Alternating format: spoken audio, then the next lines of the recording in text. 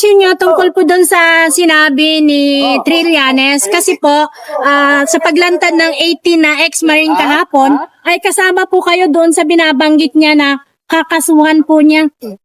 Well, una sa lahat, wala akong problemang harapin yung binabanggit niyang kaso. Pero mas importante dito, harapin niya yung mga sundalo. Kasi yung mga sundalo yung nagsabi na sila ang nagdala ng pera. At katunayan, bago pa man lumabas, sila mismo gusto lang makaharap at magsalita tungkol dito sa isyong to. Napakaganda nito dahil malalaman natin ang katotohanan.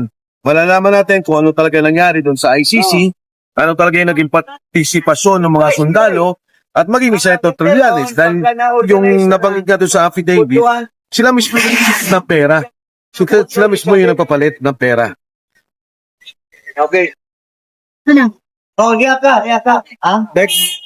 Sir, sa paglantad po ba ng 18 ex-soldiers, sa tingin niyo po ba maituturo na po talaga itong mastermind at maididiin po talaga kung sino ang siyang tunay na may kasalanan? Alam mo kung tutuhanin ng investigasyon, hindi na kailangan lumabas ditong 18 to. Bakit? Nung umpisa pa lamang, nagsalita na si Sergeant Cotesa, di ba? Nagdi-deliver siya ng pera.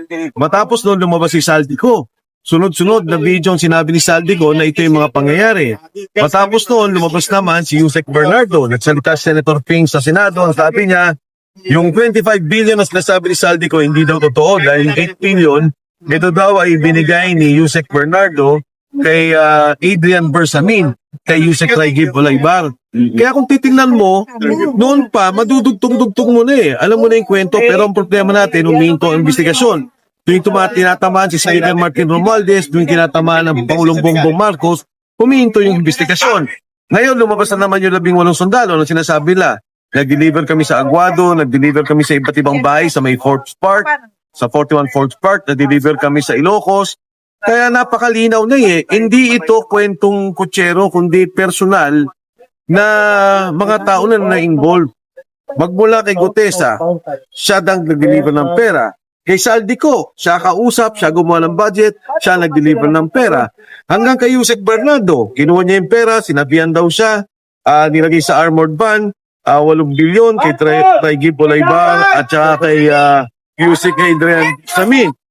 Saan kaya patungo itong lahat ng ito? Yung paglabas ng 18 na mga Marinso na ito. Saan kaya patutungo ito? Inaasahan natin na magkakaroon ng investigasyon. May mga kausap na ako sa Kongreso. Nakita ko na rin yung ipinail ni Senator Amy Marcos na magkaroon ng investigasyon dito. So, dire-diretso pa itong tingin ko lalabas. Kailangan talaga investigahan. Yun naman ang gusto ng